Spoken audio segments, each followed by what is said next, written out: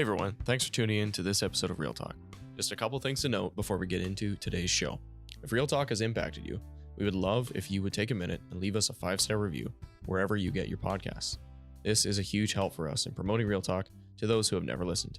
And, as always, today's episode is brought to you by our official sponsor, Tri-Van, builders of custom trucks, trailers, and enclosure buildings tailored to your needs.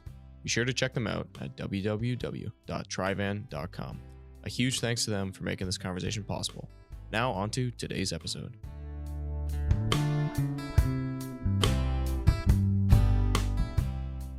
Hey everybody, welcome back to Real Talk. We are doing a special episode, as promised, on the very interesting / controversial / a lot of you wrote in topic of homeschooling and education. So first off, just off the top, big thank you just to everybody who listened, and especially who took the time to write in or even send a voice memo to give your feedback, to let us know how you feel. It goes without saying, we've covered education before, but you all care a lot about it, and it's a topic that's near and dear to all of our hearts, as it affects our kids and the ones we love. So we're excited to kind of chat about that, to go through the feedback. I can hit a few themes here. You know what? Honestly, we'll just go through it one by one. There's so much to do. And if you reach the end of this episode and you feel like, they still didn't talk about what I wanted to, there's only so much time in each episode. So we can always circle back to it, and feel free to suggest further guests. So doing my job here as host, of course, joined by my co-host, Tyler Vanderwood, and the lovely and wonderful and wise John Dykstra from his home studio in Linden, Washington, editor of the RP magazine. So thanks for joining us, fellows, and I'm excited to get talking about this. All right, so just to make things clear, one theme was obviously, hey, why don't you guys talk about Christian schools? Are you trying to put down Christian schools? No, we are not. We love our Christian schools.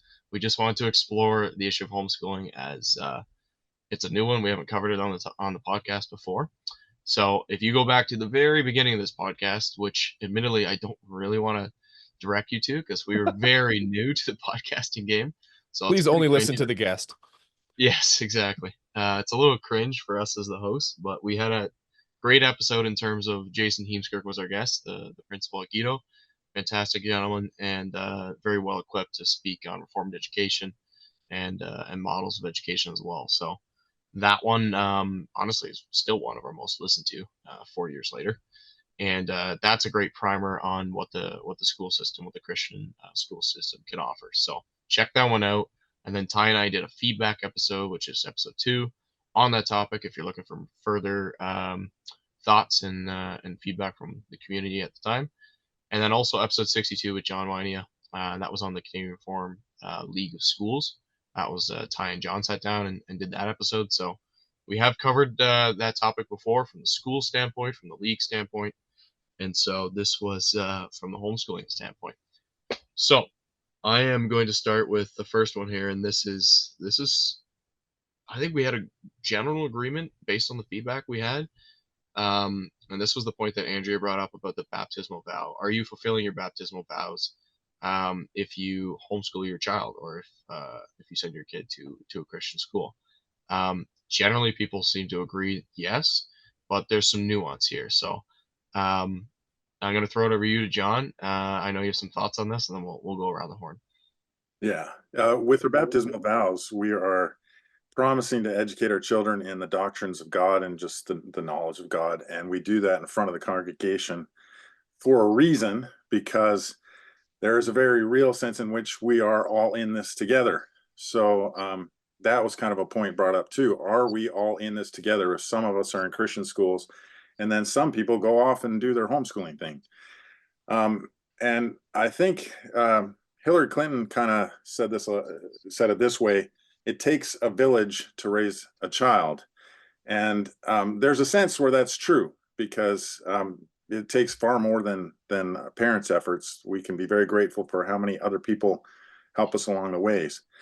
But whereas Hillary Clinton was trying to move the state in there to take responsibility for kids, the responsibility is with parents. So everybody else can help, but it's not theirs to take over. So with the Christian schooling, the school exists to help parents, and the community can now be called on to help the school. So we can all, get together and bring our hammer to the latest building expansion, or to the latest, bring our wallet to the fundraising effort, and they can rightly call on people who are long past having their kids in school or haven't gotten there yet. They can call on the whole church community, because this is one way that we are helping with that. But I will say, that doesn't come to calling on me sending my kids there. My kids don't exist for the school. The school exists for my kids. And so if I'm fulfilling my baptismal vows, and I'm thinking that I can do it another way, and I think it's a better way, then that's my responsibility to figure that out. And now that school can still call on me to coach, or to serve on a committee, or all of that. You bet. That's part of being part of the church community. But I'm not sending my kids there to support the school. Yeah, that's Fair enough. I guess there's a little bit of a disconnect there, people's minds. Maybe on this baptismal vow point, there's on the one side the personal, as a parent, are we fulfilling our baptismal vow? And then there's also the community side, where does the community feel like it is being able to assist in that? Part of that baptismal vow is a promise from the community to also like assist. And yeah, like what you said, John, like this is an all, are we all in this together kind of mentality. But ultimately the parents are responsible for raising their kids. And so I mean, we'll get into reasons for homeschooling and for choosing one form of education or another, I'm sure. But part of it is maybe we have to rethink, from our school perspective, are we supporting homeschoolers, or are we supporting a choice, or are we expecting that everyone makes the same choice that historically maybe we've made, or we may feel that as a community we've decided, but maybe it's not a community decision where our kids go. And that's one of those things. I mean, we'll definitely get more into the financial side of it and stuff like that, but from a baptismal vow, I think we have to be careful to say your kids belong in our school, forcing that decision from the community onto the parents. Yeah, for sure. Okay. We'll leave the baptismal vow one where it is there. I think you guys both said it well, and I don't have a ton to add on top of that. Looking at some of the feedback we have here, I'll summarize a few, and then we can read a few as we go, and we also have a voice memo we like to share too. So yeah, like I mentioned, we had some listeners from Australia write in saying that they appreciate the podcast. So we should give a quick shout out to our Australian listeners, everybody down under. That's fantastic that you listen to the podcast. And just so you know, it's probably about 5% of the audience, so it's not actually tiny. So it's kind of cool that we have a little bit of an enclave of listenership down there. So I wonder if we're just as ununderstandable, for them. yeah, I contemplated just doing an Aussie accent now, but I think I'll pass on that for the sake of everybody on the planet. Um, okay, right on. Moving along to some more feedback here. This is just a light, easy one. There's appreciation for the Bible quizzing that Andrea brought up that her kids do, and we've linked that in the description here for this show. If you're interested in getting involved in that Bible quizzing competition, homeschooled, or if your kids are in a local Christian school, you can check that out there. I think the next theme I want to hit on, and we had a number of feedback pieces on this, was specifically that they want, how do I summarize this? Folks wanted to make sure that we appreciated all the blood, sweat, and tears that have gone into the school system. And believe me, we do. John's been involved for many, many years in his local school, and Tyler as well. And I've been a recipient of that education. I can speak highly to it. So rest assured that we do appreciate that. And again, we have done previous episodes on that as well. So I think in this discussion, we're not trying to say that homeschooling is the only way or anything. We're certainly not trying to say that. But we are just trying to look at different options that people are pursuing these days, and just try to learn and understand about them, because especially when there's a trend in a certain direction, there seems to be a bit of a trend in the homeschooling direction. It's interesting to look at as a podcast for this community. Why are people pursuing that option, and what makes it interesting? So I don't know, Ty, if you want to speak to that point a little bit, given your involvement in school boards over the years, and now that your son has started to go to your local school as well. Yeah, I mean, yeah, it's obviously like I've been involved in school boards for already some time. Like I was on school board before I had kids, not kids in school, before I even had kids. Um, and so I love it. I appreciate obviously our covenantal schools. I appreciate Reformed education. I appreciate what has been done, what has been done. I've worked on fundraising, and I mean I understand the struggles with it too. Um, but on the other hand, I mean I don't even know if it's on another hand. It's also not every student. I think to say that every student is best served in our school is just I think it's just I think we'd have to be ignorant to say that. Like we can easily point to, I mean, I've been part of a large high school, Guido in Hamilton, and now I'm on the board for our local K to 12 school, which has about 100 kids, which is less than the size of my class when I went to high school. So it's I've been a part of both ends of it. And I see obvious disadvantages and challenges in both environments. Um, yeah, I mean, I could touch on a couple. Like one would be we have really good vertical integration here as a school. Like our K and 12 students know each other and they really like enjoy going to school together as a community. And so our church community is a lot closer knit, I think, for that. Um, there's, a grade sixer is not looking at a grade oneer and thinking, I don't have anything in common with you. Like we have a really good yeah, our community does things together because of that. And if I contrast that with my experience through high school in Ontario with 100 kids in your class, I barely talk to kids outside of my grade. And so when you come out of school, there's this big disparity. Like, oh, what class are you in? Oh, I almost can't talk to you. Like that's seems to be the feeling. And I think that leaves kids out in the cold.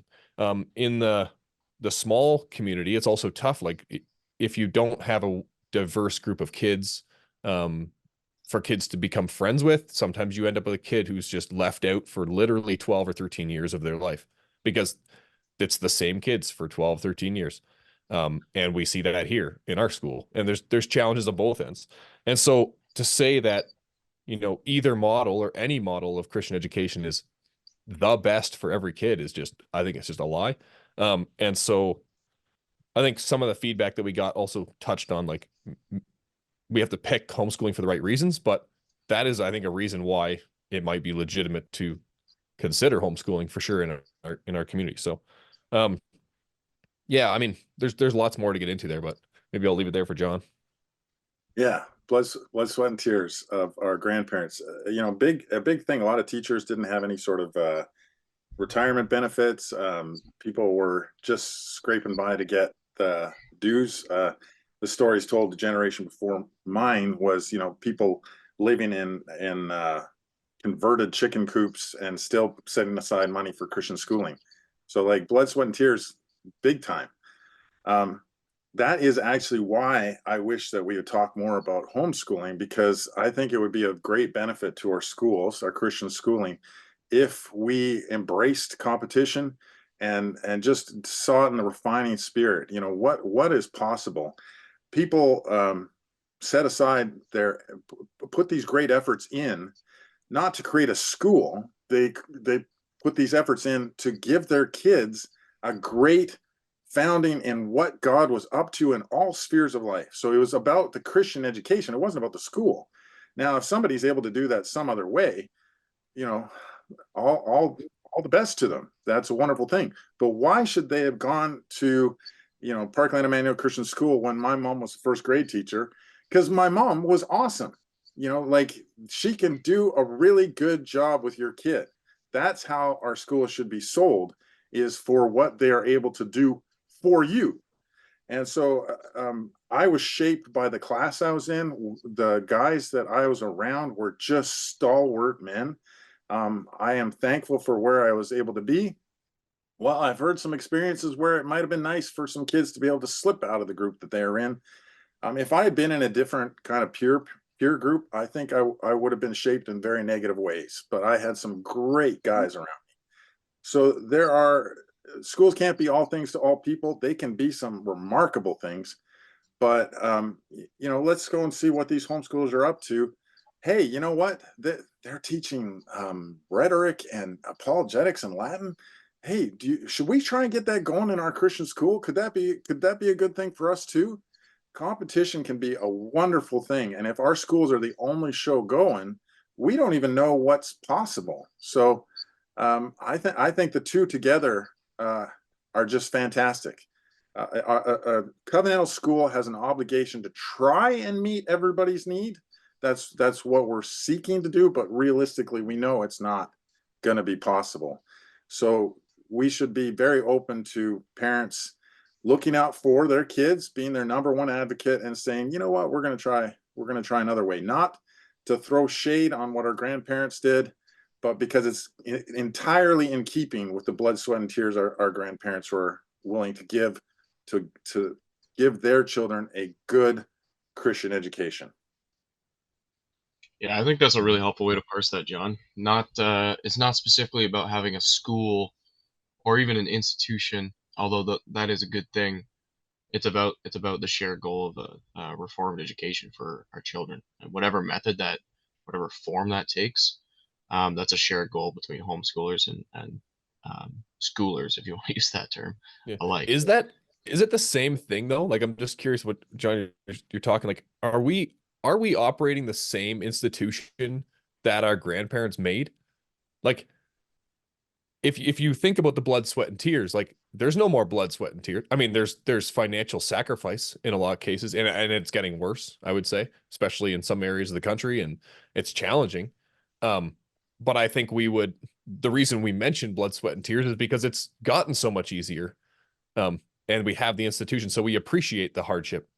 But like, are we operating with the same principles, with the same priorities, and with the same like vision for the education that it was when the blood, sweat, and tears were happening? Like, I don't think that's the case. And so we point to that as an ideal for the attitude we have toward it.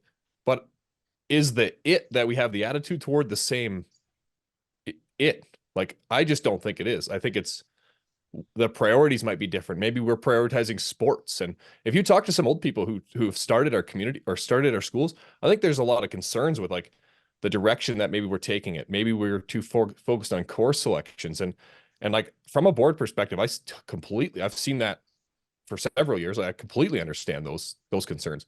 And then maybe that's a lot where this homeschooling is coming back to. Like maybe let's get back to the blood, sweat, and tears. Let's focus on biblical education, Englishes, like some of the things I think are important for my kids, and not so much like the extracurricular extra stuff that goes along with their institutions now.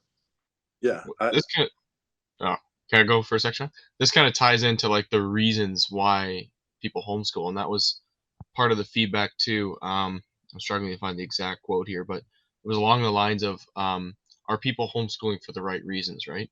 And there was pushback from a number of listeners on, well, if it's just for the sake of money, like there's things like the Harvest Foundation, there's things like your local deaconry. Are you willing to make the sacrifice financially and as a lifestyle to send your kids to a Christian school? Um, like that's a good question, but on the flip side, like you could ask that for people who send their kids to a school too, right? Like what are you willing to sacrifice on that end of things, and are you just sending your kids off, and are you thinking about their education enough on that side of it too? Is it a hands-off process there? Like I don't know if there's a strong argument to be made here, but I think you could make the argument that it's more work currently to homeschool your kids than it would be to send them just to school, right? And I Oh, think that's 100%. yeah. So there's you have to tip your hat to people who do it as well. There's usually a reason for it, and yeah, I don't know. Go ahead, John. Yeah. The financial aspect of it has been an interesting one because costs keep going up, right? So then the idea that you can go to deacons um, it's legit. But what if I can educate my own kids, right? So then, do I need does my financial situation, generally you go to deacons if there's nothing else you can do, right? You try and provide for yourself as much as you're able. And so it turns out I might be able to educate my own kids, and I can save whatever the dues are in my local area. And now I'm not part of the school body, and I've been pushed out by finances. Well, that sounds suspect. You're just doing it. You're just homeschooling because of the money. Yeah, I am homeschooling because of the money and stewardship. Now, this is the way the stewardship worked out for me. I'm able to fill in the gap here. I didn't need to go to deacons because I could do it. But for somebody else, they might need to go to deacons, and that's completely legit. But as dues go up, it doesn't mean you just go to the deacons for everybody. It might mean that you're pushing them into homeschooling. So that's a consideration. I don't think it's as simple as just saying, oh, well, they're just doing it to save money. Well, saving money is a good stewardly thing to do sometimes. Yeah, that's a like not yeah, that's actually came directly out of somebody's, oh, if I could find it here. Oh yeah, so one of the feedback one of the pieces of feedback we received quoted that from Andrea. I think this is a direct quote from the podcast. Andrea said, I would actually go so far as to say that in some places where they're pushing very hard to start a Canadian Reformed school, in some cases it's actually not the most stewardly decision. And people have pushed back on that. I think in different ways in the feedback. But I don't know that we can disagree with that in terms of, like, if you're looking at it as an institution that you have to have built, I think there's a lot of other models, and we've gone down really far down the road with a certain model of education in our Canadian Reform context, which has served us really well, but it's perhaps maybe not the most stewardly thing in all contexts. If you have 20 students and in order to create a school to teach 20 students, you need 4 teachers. Perhaps you don't need that if you have a small homeschool body and some of the parents can take on some of those teaching roles. Like Andrea described, her husband teaching maths at night. Like, maybe there are other models. And to say, hey, here's all the policy and curriculum work, and we've done all this work already, all you need is a few $100,000. Like, maybe that's just not where we should be pushing things. So I think that's what she was getting at. In terms of the financial portion of it, the are we all in this together attitude? It's a really tough question. Even some of the feedback reflected, well, do we still expect a homeschooling family to pay the tuition to the local school despite not using the local school? And it really touches to, like, is this a you're in or you're out of our community, in the sense that, like, the communion of saints is being acted in the church, but we've decided as a church that the communion of saints, in as it relates to education, will just be done through the school. And then maybe even as relates to education and all young people activities will be done through the school. And so you will be excluded if you choose a different option. And then you're not bought in financially either. And therefore, yeah, I mean, I guess there could be resentment for that. I think we kind of have to check ourselves a little bit on that. Like, again, we're kind of back to the baptismal vow thing. Like, is that a requirement to be a part of our community? That's a really hard thing to say. I think, No, it's not. It sometimes effectively might feel like that. Yeah, right. Does it? Wrong to say that. Yeah, I think so. we have that already with if you don't have kids at school, if you don't have kids, if you're not married, and then in addition, if you're homeschooling, then you're not going to be part of a lot of the school events, and that can be a big part of the school. So just as far as the stewardliness of starting a private school, this is or a Christian school, this is where I think that idea of competition is one to just embrace, because how do you know whether it's stewardly or not? Well, you are able to compare it with what other costs would be involved, what other efforts would be involved. Our schools, our churches, Canadian Reformed specifically, have put a lot of effort into covenantal schools, And that does mean that there are some things that we haven't done. And so maybe we're doing something different than the URCs, which are still making use of some of these Christian Reform schools and things like that. Maybe they're heavily invested there. But there are other denominations where, right now we're building an expansion to the school. Every able-bodied guy and some not so able-bodied, I did it once and paid for it for the next 3 or 4 days, are helping out there. And that's taken, a lot of their evenings over the next months. And then that's in addition to all the dues and fundraising efforts and golf tournament and this and that and the other thing. And so, yeah, is it a good use of money? Yeah, I think it really is. But are there other things that could be done and other considerations that could be offered? If we have all sorts of people doing homeschooling too, we can do a cost comparison. It's a good thing. It's also just kind of a basic like majority minority thing too. Like I don't think that's the fault of the school to a large degree that people feel excluded. Most people are involved with it, so it's pretty natural for that to occur, don't you think, Ty?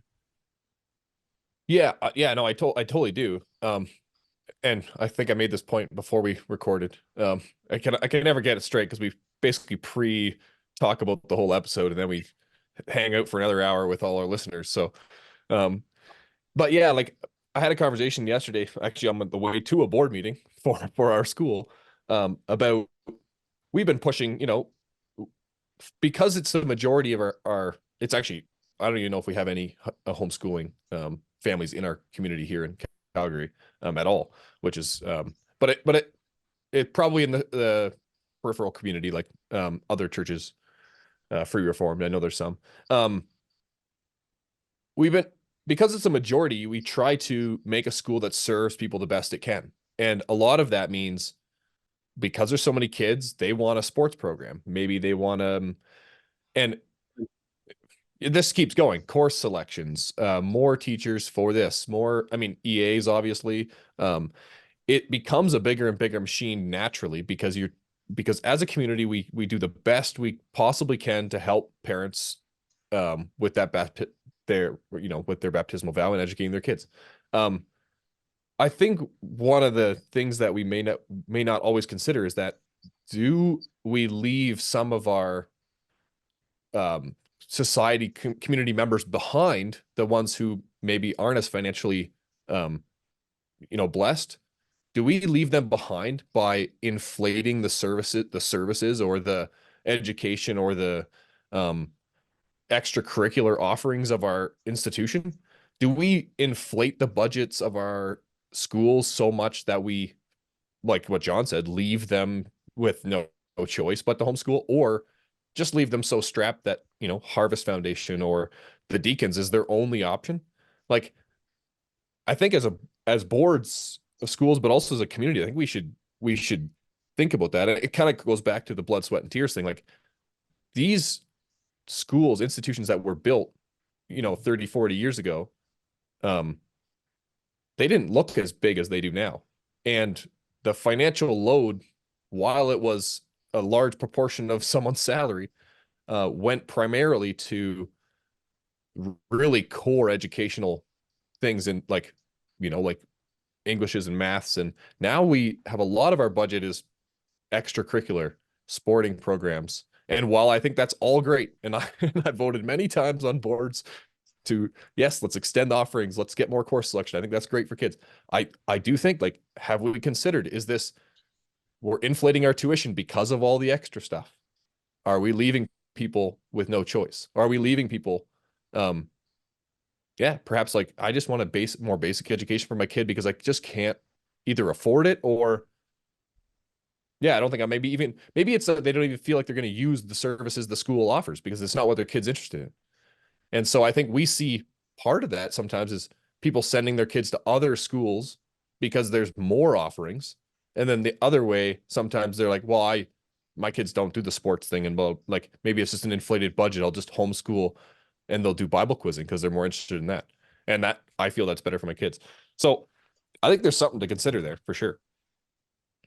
But I think a healthy pressure and competition, like John was mentioning earlier, will help to check that sort of thing too, right? Like if that if that continues to go as it has, and like you say, the costs get inflated, like ultimately, I don't know, people might disagree with this. People will definitely disagree with this because it's education, but I kind of see it as like a free market for in terms of the tools you use to educate your kids. Again, the goal is good reformed education. There are different models and different ways to achieve that. There are even more options than there were 50, 60 years ago when these things were getting off the ground. Like information has been democratized to a degree that is unbelievable. So there's plenty of good curriculum out there, and different ways to learn. So I Well, don't and know. I think you that see that in the university space. Like I think you yeah, mentioned Peterson Academy, but he's been part of universities his whole life, and now he's like, you think, imagine how the university he was had tenure at feels that he basically started a competing institution. Like they probably feel like crap, but like what are you gonna do? Like that's the reality. And I think if you started a competing school inside our community, that would go over horribly. And so maybe that's where some of that sentiment comes from. But again, yeah, if if a group of people disagrees with the model that we've adopted as a community to educate our kids, perhaps we're not serving everybody the way we should, and we should all get together and think about that. Like, there's always something to learn. Yeah, it comes to the idea that everything has strengths and weaknesses. And so we've gone with the idea of covenantal schooling, and it has great strengths because, if you're doing just simply a pay for service sort of school, then you just evaluate and you go, well, what am I going to get out of it? And that's that. But when it's a covenantal thing and you are all in this together, you're working towards a common goal together. You're willing to sacrifice for your kids. You're willing to sacrifice for your grandparents. You're willing to sacrifice for your friends' kids. And so then there's some real success with that. But yeah, then you got one school for everybody. And, um, somebody might want to be pushing for lower tuition. Somebody else might want to be pushing for greater course selection. And you're not going to be able to resolve that to both of their satisfaction. And so there are inherent weaknesses to it as well. And this is one sort of outreach of this, which satisfies a little bit of it. Hey, we're kind of just still generally, covenantal schooling, but we recognize we cannot meet everybody's needs. And so we are very happy to have this other option available. And what a good option it is. yeah. Mhm. Okay, in line with that, I'll read a quote from some feedback we got on this topic. So this is from a listener who just signs off as a supporter of the covenantal school model. Um, quote, recently I listened to the homeschooling podcast. While I don't think homeschooling is wrong, I question the motive. Homeschooling is very individualistic. The schooling is tailored for only one family. There is no working together. Our reform schools are covenantal, which is for the whole family of Christ. Together, parents, as well as those who haven't been blessed with children, work together to raise these covenant children. Every day is the community of saints together with the body of Christ, working together, praying together, playing together, crying together, and growing together in Christ. Homeschooling has now made their own quote community. They have included whoever homeschools in their circle, and then when it is convenient, they school together. Homeschoolers do all these things a school does, but without using that wonderful blessing of our reformed schools. That's an excerpt. It's essentially goes on to say much of the same, but the point being, yeah, they're not taking you. Homeschoolers are not using the covenantal option available to them. Uh, yeah, John, I'll go back to you, and then maybe over to Ty. What do you think about that, John? Yeah, I guess it's this idea of individualistic is we as a communion of saints aren't really hot on that. And at the same time, God does hand us individual responsibilities. So I do think this is why you can get called by a school you don't use to still support that school. But I also know, working in the background of the school for I don't know, a decade or so, that the needs being met, it's just impossible. There's not infinite time. There's not infinite money. So in a lot of schools, my wife's involved in sports services. They're helping students with special needs, but then it's kids who are struggling. But then what about those other kids who might find everything quite easy? Well, teachers are doing what they can to challenge them too, giving them extra work and all that. But are they going to start an entirely new course for them? Because, are we going to get a debate club going, I don't know, let's start doing Hebrew and Greek because we have some kids who are capable of doing it. No, they don't have the time to do that. But a parent might, and a parent might know that about their kid. They are capable of this, and actually they need to be pushed. Now, some parents accomplish that by doing music lessons outside of school, or maybe a sports program outside of school. They can challenge their kids and still send their kids to a covenantal school. But the idea of this individualistic, we as parents, as teams of parents, are called 2 by 2 to figure out how best to educate our kids. There is an individualistic aspect to it. Yeah, I definitely would agree. I don't know if I have anything to add other than, yeah, I mean, most of my thoughts on this episode and all the feedback too are, I'm from a, a board perspective from a Christian school, also from a parent who's, sending his kid to, our covenantal school. And I'm trying to find out what can we learn? And one thing that has kind of struck me in this vein is, do we as parents really take, like, when we send our kids to our covenant school, our Christian school, do we really take our covenantal vow seriously? In that, do we really care about what our kids are learning? Are we engaged in literally the programming of the curriculum of all of our children? Like, if you think about it down to that level, like, I don't think a lot, like my parents weren't. I don't absolutely, like, I don't fault them for that in the least. It's a lot of work. Like, I mean, here and there, like, you're figuring out what your kids are learning and you're helping them along. And I had a great, the balance between, we can talk about that Reformed triangle, by the way, that Andrea mentioned, of homeschool and church. I saw that in my childhood like crazy, but like when I'm thinking about what my son started school 4 days ago, so not over, it's pretty new to me, but my first reaction isn't to go to the teacher to find out what the programming is and how my son is learning. Like, it's more like, I trust the school because I know how it's built, and then I'll just let them do their thing. But if we think about our kids and we think about it, say, more from a homeschooling perspective, like, think of how much more thought goes into what is actually the best way to teach your kid in a Christian manner, the subjects they need to learn and what they should learn, playing to their strengths, to their weaknesses, making them a follower of Christ in the world, and guiding them toward adulthood. Like, what are the specific things that you do every day? And we, a lot of time, a lot of times we leave that in our Christian schools to let the teacher figure it out. Let the board and the EdCom sort out what is the best program to use. And then we send our kids along, and not that we ignore it, but when report cards come around, we have a peek. Like, I think we have to really think about, like, are we engaged in it on that minute level? And I think that's something that we can learn from a homeschooling program. So yeah, I think it's just a challenge to us, I guess, from our school's perspective. Sorry.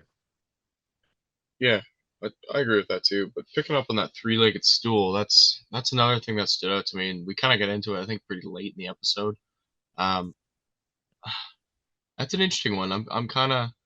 I have lots of questions about it. I don't have any super hard opinions on it personally.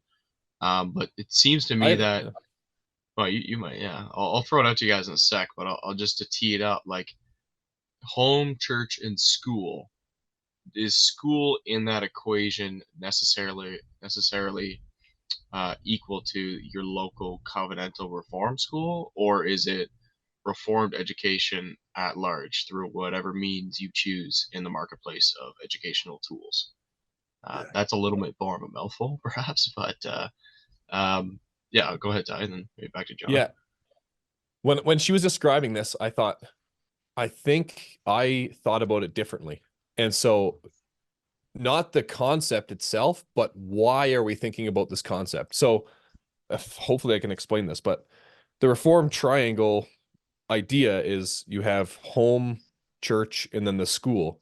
And when Andrea was talking about it, she said, well, the school is not really, it doesn't really have the same importance. Like the school institution itself isn't the same as home and church in that triangle. Um, because it is a tool by which we educate our kids, because of our baptismal vow. And my brain always goes, when I think about that image, that triangle, is more from an education perspective. Like when I think about the education of my kids and I think about the school they attend, I think, but this is only part of this triangle. And the real important parts of this triangle are the other two. And so don't forget the other two. Don't forget home and church. And so when we talk about, I've been involved in discussions at a board level where we said, well, I wish this got preached more off the pulpit, or I wish parents are more involved in this. And from the school's perspective, when I think about it as from the education side, don't forget that home and school are important, or sorry, home and church are important, and probably more important, as like kingpins in this equation. So I usually think about it that way, and not so much as if I'm sitting in church, I'm hearing off the pulpit, I drive home with my kids and discuss what I heard off the pulpit. And then I send them off to this equally important third party as the school to educate them. Like I don't think I view it like that. And so it's kind of both and in my mind. Like I think it's a good image, but I also see your point. Like those three legs aren't the same thing, right? Like, but I think it's kind of a sphere sovereignty thing. Like we, not get into that, but yeah, that's like they each have their own thing, right? Yeah. This touched on, she referenced Kent Dijkstra's article. I think it's called The Two-Legged Stool. It's on reformperspective.ca. And he was making the point, the principle of Credo was making the point that it's not a three-legged stool, it's two-legged, because the school falls under parents. They get their authority, they get their mission from parents. They're helping parents do what God's called them to do, so that it really should be reimagined as a two-legged stool so that we have this properly understood. And I've seen this this confusion corrected by our teachers. So Kent Dijkstra was doing it here. I was invited to a principals conference some years back where some Dutch representatives came over, and they asked the question to the room, what do we do when parents just drop off their kids and say, raise our kids for us? And the response of the Canadian teachers was, go to the elders and tell them to, you need to start being parents. It's not the teacher's job to be parents. It's the teacher's job to help parents. But that is a temptation that can come with the covenantal schools if we aren't actively engaging ourselves, if we don't know what our kids are up to, if we aren't asking them what happened today and what did you learn today, and keeping track of what's going on, because it's really easy. You're sending them somewhere safe, and you can just sort of hand it off if you aren't actively ensuring you are the driver of your kids' education.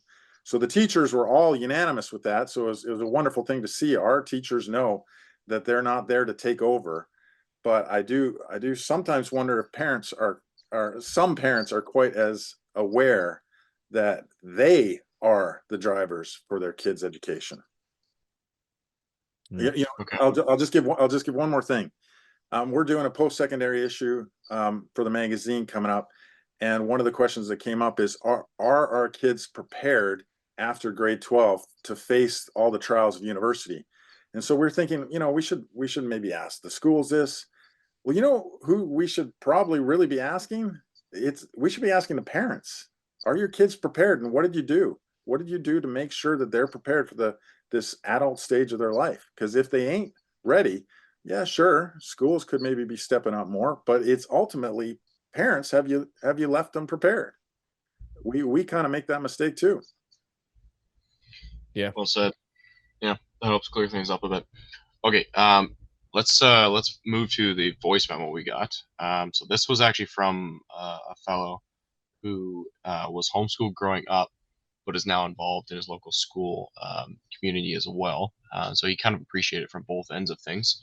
But he had a bit of a different opinion on the style of homeschooling compared to what Andrea had said. So I'll just play that here, and then we can kind of respond. John, we'll go to you first after the end of this clip. My name is Joseph, and I'm calling in about the Homeschool podcast. I believe both options are Christian ways to fulfill our parental duties. Having grown up homeschooled and loving it, I've seen firsthand the blessing of that. We now have our children in our reform school and love sharing in that community. I was surprised by this podcast. Andrea homeschools in a way I haven't seen, for which she gives her perspective.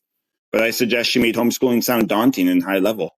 I believe that most of the homeschoolers I knew were more laid back, focusing on essentials and Christian learning.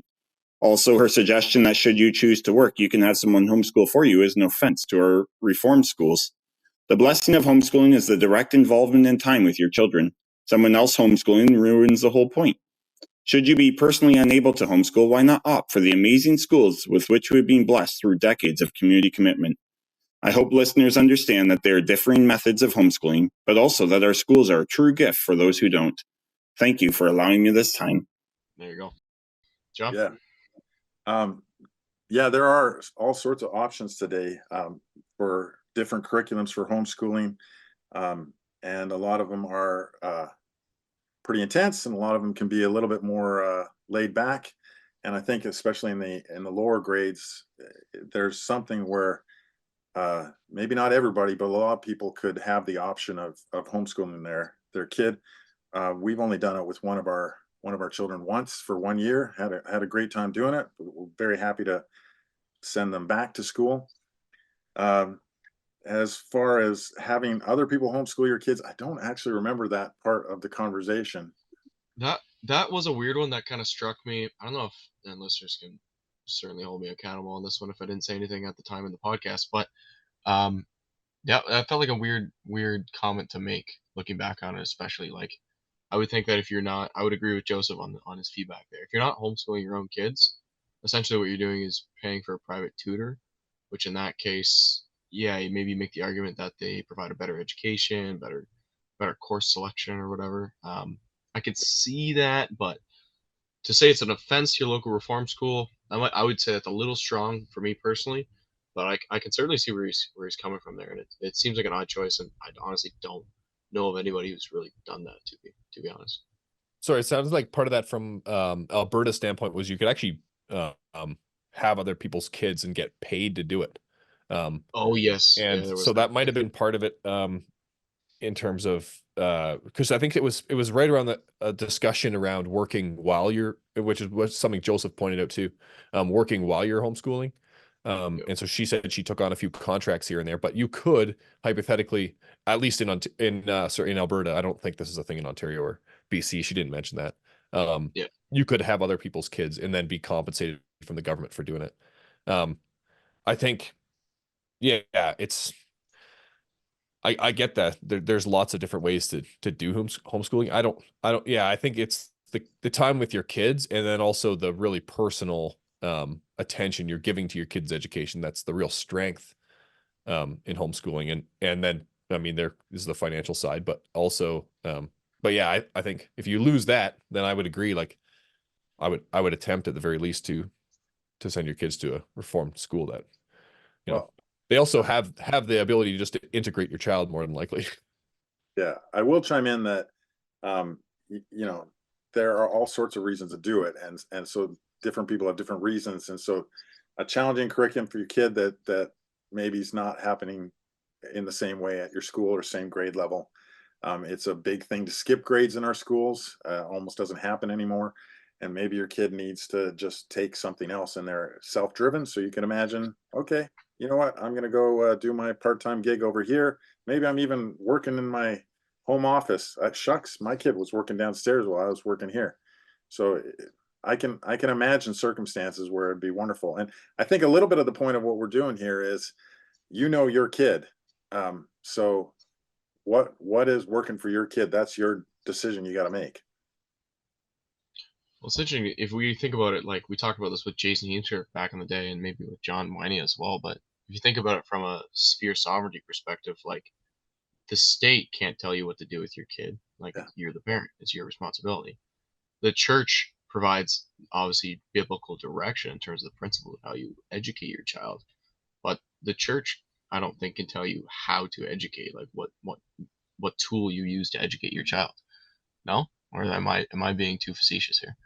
Well, the church is who you're going to be ultimately responsible to for the education of your children. Like they're the guys who are going to hold you accountable, right? Are Yeah, you fulfilling your on baptism vow? on the spiritual and educational, Yeah. I would, yeah, what do you call that? Not on the On the outcome necessary, on the context. Oh yeah, on the content. yeah. But I mean, in terms of getting there, like, yeah, is your kid an audio learner, Yeah. visual learner, like that? I think there's definitely, like, the church isn't going to tell you what best program to use to teach math. Like, yeah, I think that's, yeah. But you see, one of the cases against homeschooling is, somebody will throw out an example of some parents somewhere who didn't do anything with their kids, and they let them run wild in the backwoods, and they could barely read. And that's something where, in our circumstances, the elders would have had to speak to and say, well, are you actually um, being good parents? And so but that's a question that can be asked for somebody who's also handing their kids off to a school and has no further involvement in their education. So Yeah. that's like, it kind of goes back to the community of saints, though. Is the community of saints active? And I would argue, like, despite how awesome our schools are and can be, it comes down to the church. Like, the church, the elders have a responsibility to ensure that parents are doing a good job, but like the best they can. And then obviously the spiritual health of the family. Are we leaving, like, we're not going to leave that question to the school. Like, are we going to point to the school and say, hey, it's your fault that Yeah. X and Y's, kid can't read? Like, at the end of the day, we don't even fault the school for a child who's failing to meet the expectations that even the teacher might anticipate they have the potential to meet. Like, we don't fault the school. The school, like, in reality, like, we might say, oh, we could have another EA resource or something to help. But at the end of the day, it's the parents I mean, the buck stops with the parents the kids who attend our schools. And so the same thing with homeschooling. Like, yes, you can choose to homeschool if your kids are failing to do so. Like, it's really a parental responsibility. So yeah, I think that's, yeah. I don't know if I have anything more to say on that. It's just, we have to just be careful that we don't point to the school as that like that's their problem.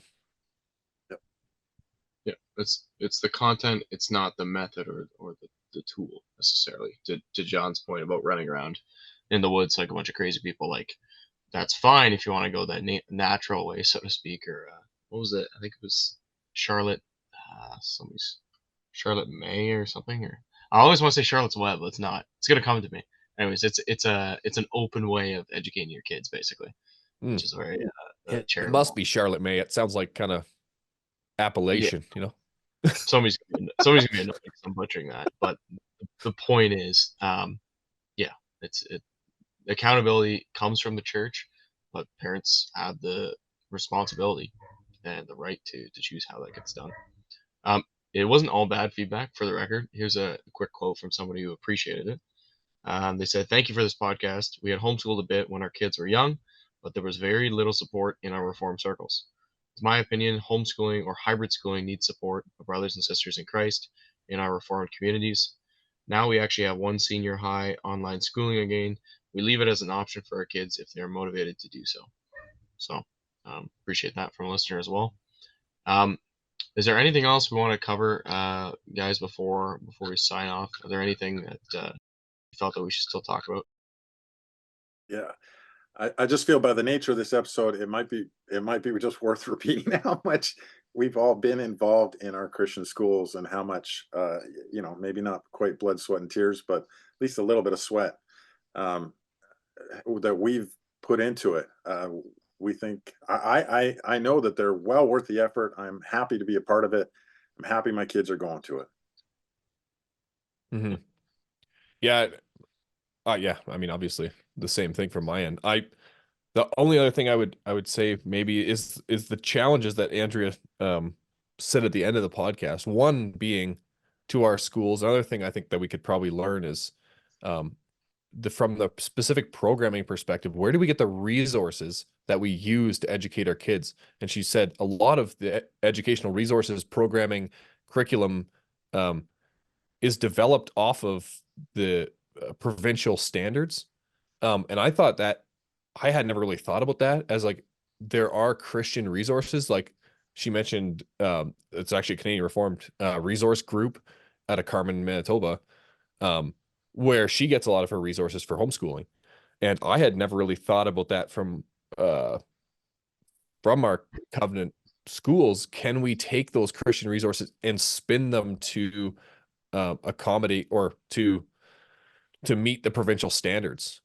It's tough here in Alberta. I think it probably is more possible in the context in Ontario to use a specifically Christian resource and programming to teach these courses, and then to add the provincial things to it. And some of the examples she said, and I can picture more, just kids read a lot. The kids, if they're doing their schoolwork well, they're reading all of this secular textbook material. And it's not always easy to make sure that every kid in a classroom understands that this was Christian, that is not Christian. And she mentioned like there's some evolutionary periods of evolutionary periods of time that, you know, didn't even exist that they're learning about.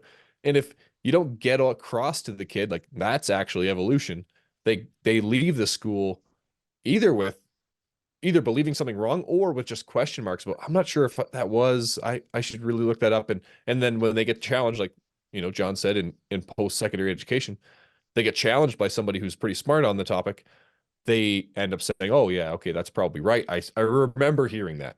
Like, I think there's probably a better way if we look into these Christian resources and come at it from that side. And I would love to see that as a you know, as an experiment, at least, see how that could be done in our schools. I think that might be a thing we can learn. Yeah, I would just tie back into the lens that John said early on in the podcast, which was very grateful for schools, but also if you look at homeschooling as another option that keeps the schools accountable, improves the schools, they can play off each other to improve. I think that's the healthiest way to look at it. And there's different ways to educate your children, and that's good. That's a good thing to have options. And if we can work together in a covenantal manner in the community of saints to hold each other accountable and to help strengthen those systems and to share resources, share knowledge, improve the education for our children. Ultimately, that is the goal, and that's what we're called to do as parents, tying that back into the baptismal vow as well. So we could honestly have touched on socialization. We got a little bit of feedback on that, but it's a bit of another can of worms, and I feel like we're ending at a good place here. So yeah, we'll leave it at that. I know lots of nice homeschooled people. I'm married to one, in fact, so they're not all weird. There are some weird ones, but they're not all weird. I like what she said. She said, I know a lot of weird or maybe you said that in the podcast. I know a lot of weird public school kids. Oh, that's my mother-in-law's favorite. Yeah, that's a classic. There's examples of both sides, let me tell you. Yeah, definitely. Cool. All right. Well, thank you, gentlemen. Thank you to our audience for listening and reaching the end of this episode. Hopefully we did a decent enough job covering the feedback. I think we hit all the themes. If we didn't read your specific message, apologies. Some of them were very long, and which is great for content in terms of thinking about what to speak on, but makes it a little more challenging to read, or if the audio wasn't quite up to snuff, to include in the podcast. But we went through all of it. We found the themes. We heard you loud and clear. We love the schools. We like homeschooling too. Two great options. And yeah, feel free to write in if you still have more thoughts. We'll be here pursuing new ideas and new episodes. So until next time, keep having real talk, and we'll see you then.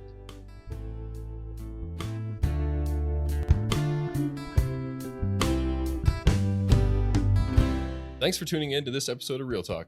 In partnership with Reform Perspective, this show is created and produced by Tyler Vanderwood, Lucas Holtfleur, and Mariah Tamiga. We really appreciate you taking the time to listen or watch the show. If you have any feedback for us or ideas for future guests or topics, please let us know. You can reach us at reformedrealtalk@gmail.com. Be sure to also follow us on social media. You can search Reformed Real Talk on any of the platforms. We should come right up. Also, leave us a review, preferably a 5-star run, on any of the podcast platforms. That would be greatly appreciated. That's all for now, folks. Keep having real talk.